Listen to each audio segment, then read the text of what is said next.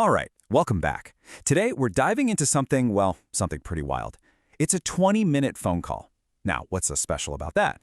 Well, one of the people on the line was in Luxembourg, and the other was calling from the afterlife. I mean, seriously, think about that for a second. If you could actually make that call, what would you even ask? What could you possibly learn? Well, for one woman, this wasn't just some hypothetical question. It was a recorded reality. And the answers she got, they could change how you see, well, pretty much everything. So let's meet the two people at the center of this. On one end of the line, here on Earth, we've got Maggie Harsch-Fischbach in Luxembourg, and on the other end, her friend Swaygen Salter, who is communicating from a place she calls the third level of existence. Let's get into what they talked about. So, the first question you'd ask, right? The most obvious one is, where exactly are you? Maggie asks her friend about the world she lives in now, and the answer she gets isn't some abstract, cloudy heaven kind of thing. Nope, it's a real place with a name. Swaygen says she lives on a planet called Marduk, and this isn't some vague, ethereal concept. It's a specific location on this third spiritual plane. It's a home base, with its own laws of physics and a very, very different kind of sky. Yep, 3 suns. Swaygen confirms this right there in the call, even mentioning an image that had apparently been transmitted from her side to researchers here on Earth. I mean, can you even imagine looking up and seeing a sky like that? Okay, so you live on a planet in another dimension, but how do you get around? Maggie asks about space research, and Swaygen's answer reveals this just fundamental difference in how their entire reality operates. They've basically moved beyond our kind of technology. Swaygen explains that they don't have a space program like we do because, well, they don't need one. Why would you build a rocket when your own mind is the vehicle? But that doesn't mean technology is totally gone. She describes this fascinating blend of old and new. There are dirigible blimps, solar-powered cars, and something she calls zelicopters, which sound a lot like our helicopters, but apparently run on completely different physical principles. And this reality doesn't just reshape space, it totally reshapes time. Swaygen mentions her partner, who is the spirit of the famous explorer Sir Richard Burton, takes these incredible trips. To him, they feel like they last for days. But from her perspective, he's only gone for a few minutes. Time is completely relative. So we know where she lives and we know how she gets around. But what about daily life? I mean, what does a home even mean in a world where space and time are this fluid? At first, Swaygen grounds her description in something familiar.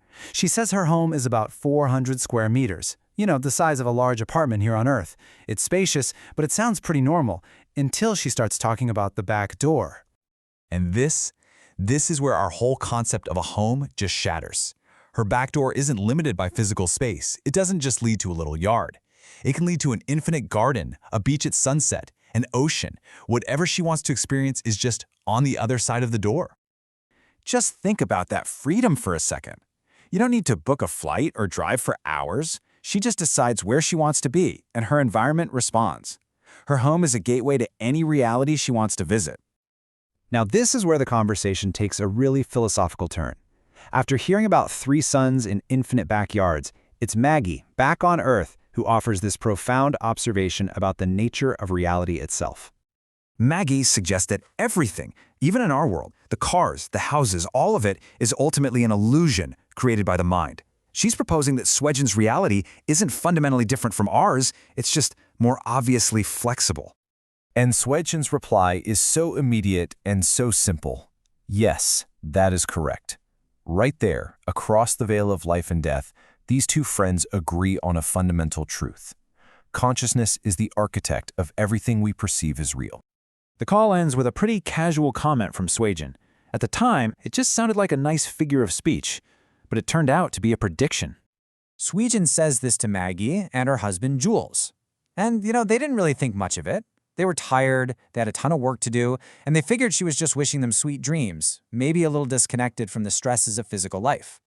But later that evening, feeling restless, they decide to go for a walk with no destination in mind. They just wander. And by accident, they find themselves in this stunningly beautiful park they've never thought to visit, watching the sunset over a pond. It felt so peaceful, so different, that Swaygen's words just suddenly clicked into place.